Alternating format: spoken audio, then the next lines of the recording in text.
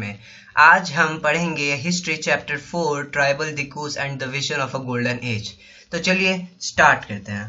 In 1895, a man named Birsa was seen roaming the forest and villages of Chota Nagpur in Bihar.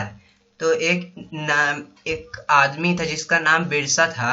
वो 1895 में 1895 में वो forest के जंगल में वो घूमते हुए दिखाई दे रहा था और बिहार के छोटा नागपुर के विलेज में वो वहाँ पे भी घूमते हुए दिखाई दे रहा था। People said he had miraculous powers. वहाँ के लोग कहते थे कि वहाँ उनके पास मिरेक्युलस पावर है, बहुत बड़ी ऐसी शक्ति है जिससे वो कुछ भी कर सकते थे। He could cure all diseases.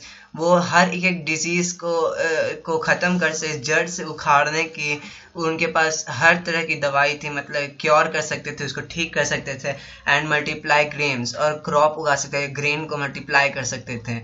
Birsa himself declared that God had appointed him to save his life from trouble. Birsa अपने को डिक्लेयर कर दिए थे कि गॉड उनको अपॉइंट किया इस अर्थ पे कि वो अपने लोगों को सेव कर सके यहाँ के ट्रबल से, यहाँ के मुश्किलों से। Free them from the slavery of dikus. ये दिकूस जो आउटसाइडर थे उनके स्लेवरी से उनको मतलब छूट दे सके, उन लोग को बचा सके। Soon thousands began following Birsa. तो बाद में उनके बहुत सारे फॉलोअर हो गए, हजारों में उनके फॉलोअर्स हो गए बिरसा के। Believing that he was भगवान and had come to solve all their problems. वो सोचने लगे वहाँ के लोग कि वो भगवान है और वो यहाँ पे जितने प्रॉब्लम्स उनके हैं वो पूरे सॉल्व करने के लिए धरती पे आए हैं। Birsa was born in a family of Mundas. Birsa का जन्म मुंडा फैमिली में हुआ था। A tribal group that live in छोटा नागपुर। वो ट्राइबल ग्रुप जो कि छोटा नागपुर में रहता था। But his followers included other tribals of the reason.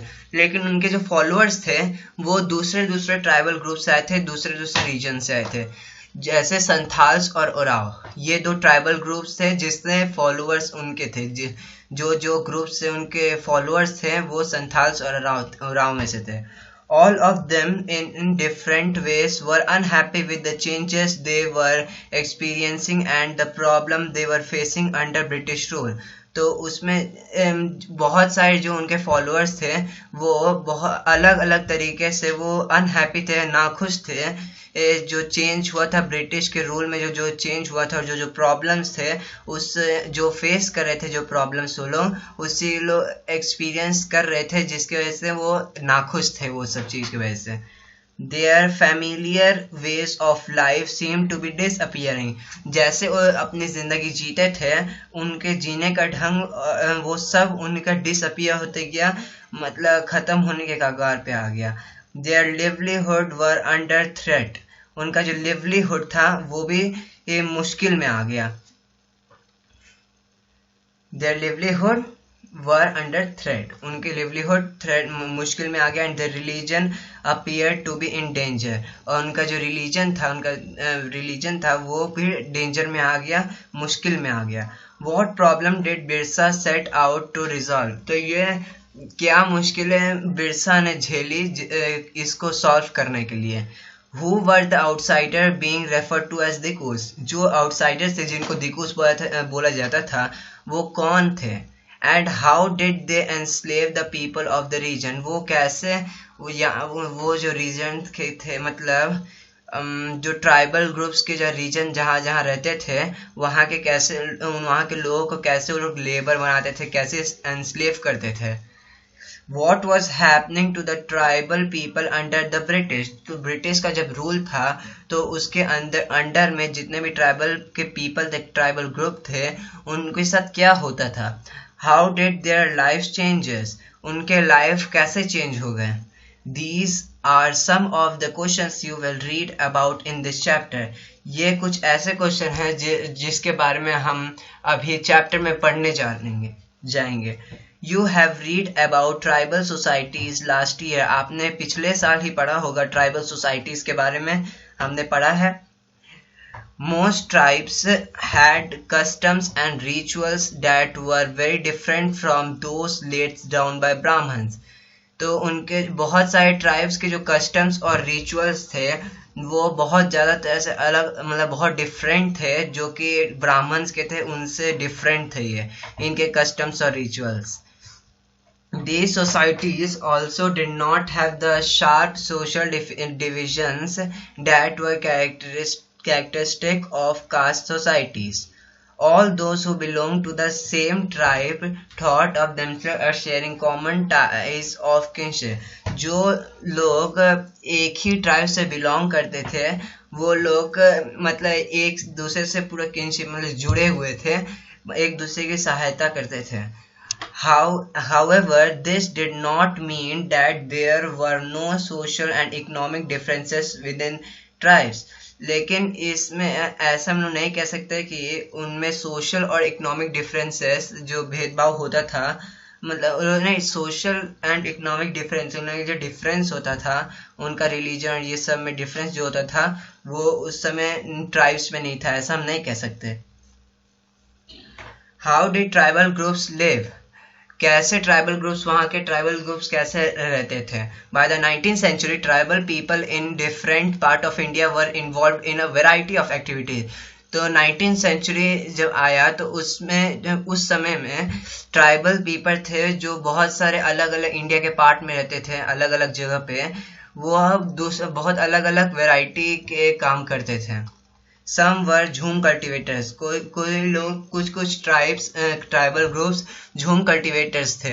झूम कल्टिवेशन मतलब होता है कि अगर एक पैच ऑफ लैंड, मतलब कोई एक पैच ऑफ लैंड, मतलब एक लैंड में आप खेती कर रहे हैं तो उसमें खेती एक बार कर लिए, एक ईयर कर लिए फर्स्ट ईयर, अब आप उसको फैलो छोड़ दिए, मतलब खाली छोड़ दिए, अनकल्टिवेट, उसमें कोई धान या फिर कोई खेती नहीं कर रहे हैं. अब हम दूसरे लैंड की तरफ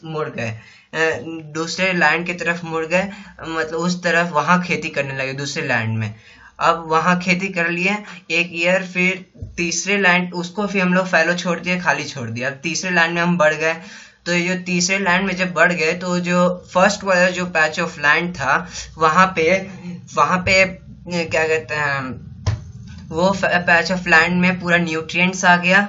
अब वहाँ पे हम लोग फिर से खेती कर सकते हैं, फिर से रिप्लेनिश हो गया वो, तो हम अब फिर से वो वापस उधर वहाँ पे खेती करने चल गए. तो यही साइकिल रिपीट होते गया. तो चलिए हम फिर अब ये पढ़ना स्टार्ट करते हैं. सम ऑफ देम प्रैक्टिस झूम कल्टिवेशन. कुछ वहाँ के लोग झूम कल्टिवेशन प्रैक्टिस करते थे. दैट इज शिफ्टिंग कल्टिवेशन, जिसको हम शिफ्टिंग कल्टिवेशन कहते हैं. This was done on small patch of land. मैंने कहा था आपको कि इसके बारे में मैं आपको बता चुका हूँ. तो अब यहाँ से पढ़ते चलिए वहीं से पढ़ते. This was done on small patch of land. तो ये बहुत मतलब छोटे से लैंड में किया जाता था, इसका इस्तेमाल किया जाता था. मोस्टली इन फॉरेस्ट, जंगल के इलाके में ज़्यादा. The cultivators cut the tree top to allow sunlight to reach the ground.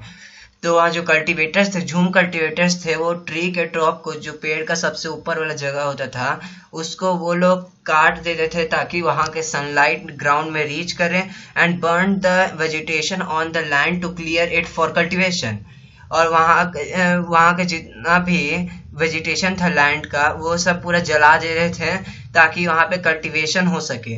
They spread the ash from the firing which contain potash to fertilise the soil.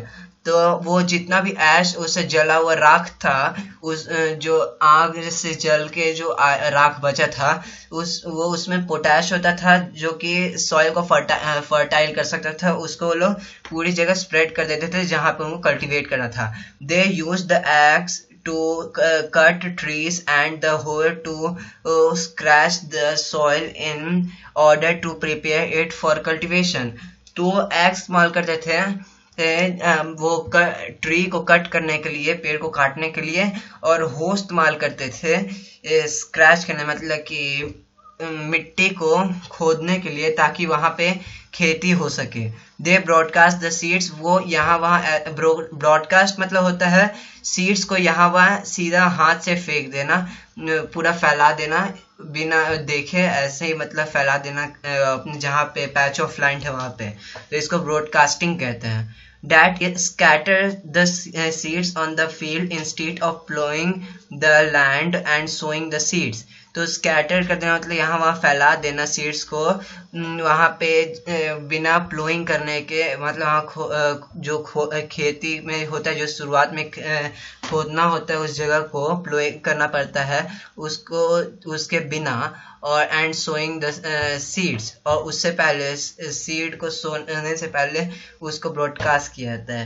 Once the crop was ready and harvested, जब वो crop ready हो जाता है, जब harvest हो जाता है उसका, they move to another field, तो वो दूसरी फील्ड में वो मूव कर जाते हैं। A field that had been cultivated once was left fallow, तो जो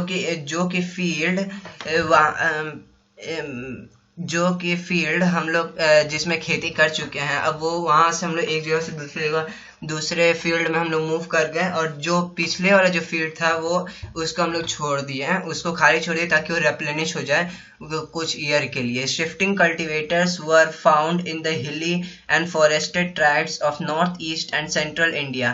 तो शिफ्टिंग कल्टिवेटर्स थे जो ये झूम कल्टिवेशन करते थे, वो हिली और फॉरेस्टेड एरिया जहाँ पे जंगल का इलाका रहता था, और जो हिली एरिया पहाड़ी इलाका में जो कि नॉर्थ ईस्ट जगह था वो, और सेंट्रल इंडिया में यहाँ पे पाए जाते थे ये shifting cultivators. The lives of these tribal people depends on free movement within forest and on being able to use the land and forest for growing their crop. That is the only way they could practice shifting cultivation। ये सिर्फ एक अकेला वे था जिससे हम लोग, मतलब यही एक वे था जिससे हम लोग शिफ्टिंग कल्टिवेशन कर सकते थे। तो थैंक यू मेरे वीडियो को देखने के लिए। प्लीज़ लाइक और सब्सक्राइब कीजिएगा, अगर आपको अच्छा लगे तो प्लीज़ लाइक और सब्सक्राइब कीजिएगा। तो थैंक यू।